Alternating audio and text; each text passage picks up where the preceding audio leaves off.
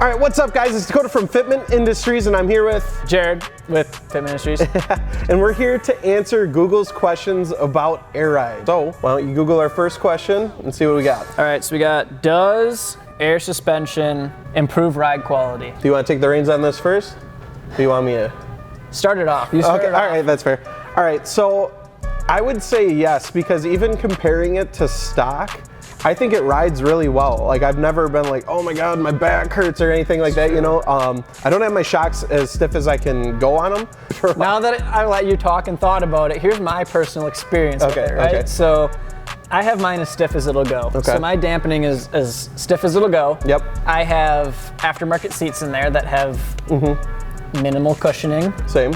I have 19s on versus the factory 17s with some stretchy boys on there. Okay, yeah. So does air ride in itself improve ride quality or give it a better ride quality? I would say yes. However, with all the modifications I've done since the air ride. Kind of like levels them Yeah, out there. exactly. Okay. So yes, it does, but is air ride the only thing you're gonna do on your car? Probably not. You're gonna put bigger wheels on it, maybe some stretched tires, all that fun stuff. Right, yeah, it's kind of a situational based question, because if you're using it as more a function over form, you know, like if you're going stancy boy with it, then no, you're like you said, your ride is not gonna be too great or better.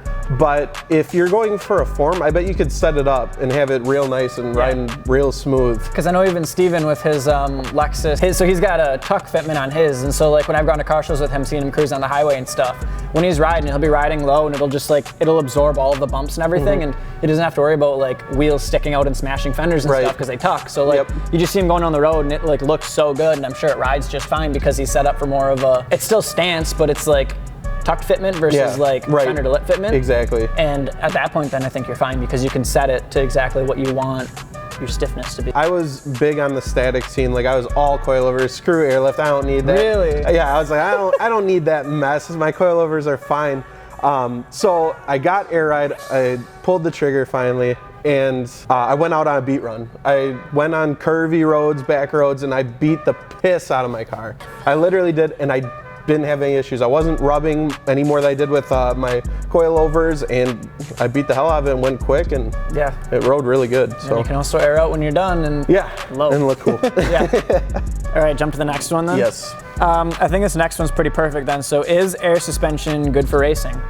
I want to autocross my car on air ride so bad, because I did it on my Fortunato 500 coilovers, and it was one of the funnest things I've ever done. But now, since I got air ride, it just took me into the stancy boy scene automatically. So I'd have to get another set of wheels so I could do it. But I really, really want to try it out, because like I said, I did the beat run thing, and that doesn't technically compare with autocross because you're going a lot harder, but I think it still would handle extremely well. Yeah, and I know Jimmy with his BRZ, he purposely built that thing and set it up for autocrossing to do some beating on it, and he's running air ride and he's got it dialed in perfectly for a track setup. It's definitely doable. The only scary thing is, especially with like drifting too, so that was one of the question suggestions is with drifting and stuff like that, if you're gonna be dirt dropping or anything like that and you're getting off of the pavement a little bit, you can easily catch a line, I feel like, and then... But I mean, that's just all about install then. If you go into it with the mindset that you're gonna be racing it and stuff like that, I feel like you take extra precautions. A little better. Yeah, that's true. That's very true. Because I know the way this is set up, I would not take this drifting or anything like that. No, that would make me nervous for sure, definitely. But if you set it up right, you're right. Let's go to the next one then. Is air suspension good for daily driving? And then let's add this one in there too. Is air suspension good for winter driving? So dailying and then also winter. Daily driving and winter. Okay, so in the summer, I basically daily drive mine as much as I possibly can, but I'll admit it, I store it in winter. It's just a lot more maintenance. So like on the air ride setup itself, there's a lot more maintenance you have to do with winter versus summer. I'll drive this thing as much as I can in the summer. It's awesome, love it. But you still have to like keep up on everything and make sure you don't have lines dragging and like nothing happens and make sure it's all still good. But like winter time then, I was gonna do some prep for winter for this thing until it ended up in the showroom because I was worried about like lines freezing and all that fun stuff. And there's so much more you have to do and make sure that your lines don't freeze and crack and all of that stuff. Right, well, the biggest thing I think, because I have a lot of friends that actually run their air ride all throughout winter, and they had no issues. No issues. The only day that they had an issue was the -50 day, but I mean, and the biggest thing is to keep the water out of your tank, obviously. You want all that condensation out of your lines, out of your tank. You don't want that freezing. That's the biggest thing. So a lot of guys, they'll put like brake. Air brake. Air brake antifreeze, that's what it's called. Air brake antifreeze. I think they use that in campers also, or something like that, because I was doing some research on that, because I was going to put that in here, and you got to like put it in the tank and then cycle it, air up, air down, so it cycles through all your lines and all that fun stuff. And I was like, that's a lot of work, I'm just gonna park in this room. But if you wanna drive it in winter, I really think it's perfectly fine. It's a little bit more maintenance, but like if you just get that as a part of your schedule, you know, making sure that your water trap's empty, there's no condensation in the tank, adding that anti-brake, and just make sure your lines are up too. Make sure your lines are up so that they don't get caught or anything, because like in the snow and the ice and all that crap, if you're driving down the road and it gets caught on something, that's a bad time if you've got a line getting blown out. So I guess to answer it all, daily driving, winter driving, yes, absolutely do it, but I would take extra care of your install. Make sure, like Jared said, that there isn't any lines hanging, you're not dragging anything, there's no pinch points in the lines. And then just making sure, even in the summer too, that the condensation is out, you have a water trap, you're emptying that water trap, and then in the winter you're just putting in that antifreeze in your tank. I think that's about it for that. Is air suspension illegal? What isn't illegal nowadays on cars? Right, but if you read the instructions whilst installing your air ride, you will find out that Airlift at least has a disclaimer that says this product is for off-road / show use only. So are you gonna be driving down the highway and the state patrol is sitting there radaring you? He's got air ride, he's like, that guy has air ride! And he's gonna flip on his lights and pull you over? No, probably not. Same thing with the two. He's not gonna be looking with his flashlight in your back seat and see an air tank and be like, all right, we're gonna impound this.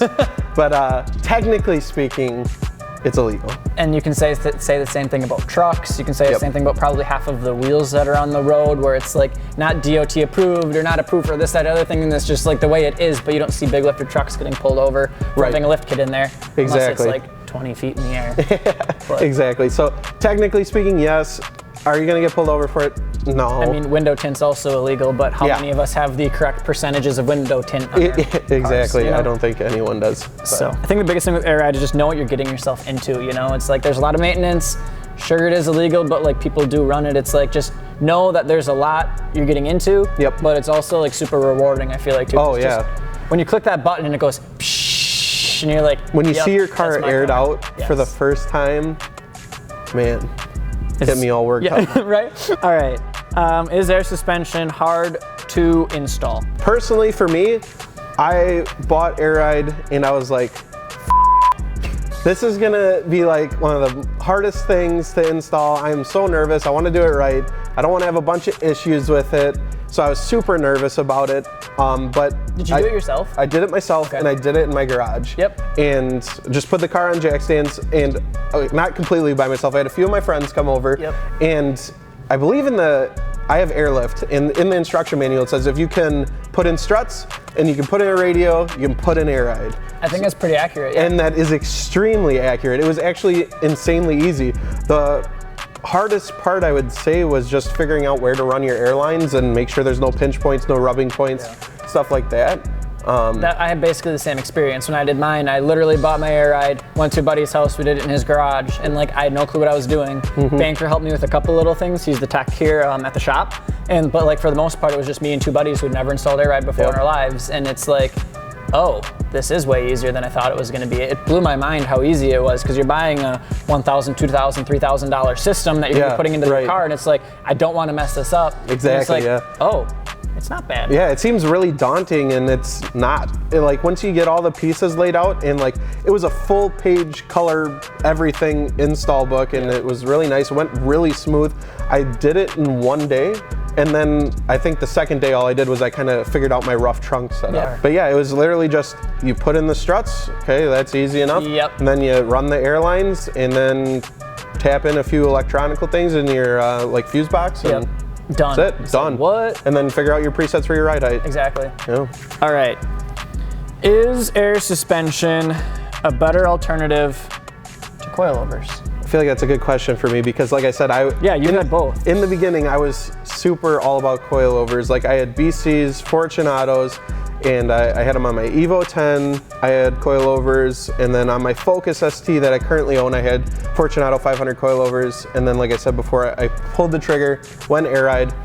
I don't think I could ever go back to coilovers now. Really? Unless I, like, you said I wanted like a specific like drift build. Yep. Or like a rally cross setup or something crazy like that. Then maybe, yeah, I do like a stiffer suspension like coilovers, but any other platform. One thing I wish with air ride was that it had a stiffer adjustability setting than what is there. Because you have a range of adjustability with your strut itself, but with my aggressive as a setup as I have, I wish that I had closer to like a 5K or even 10K like spring rate, so to speak, with the air strut, so that I could run my Stancy Boy setup and not worry about like my fender coming down and smashing on my wheel and stuff like that. You know, just having a stiffer suspension so there's less travel there. That's the only thing I wish that air ride had, but everything else I'm completely in love with. I haven't had any issues, knock on wood. Hopefully not now. Now I'm gonna be straining on the side of the road. But the biggest thing I think people don't realize was that there is adjustable dampening or on the struts.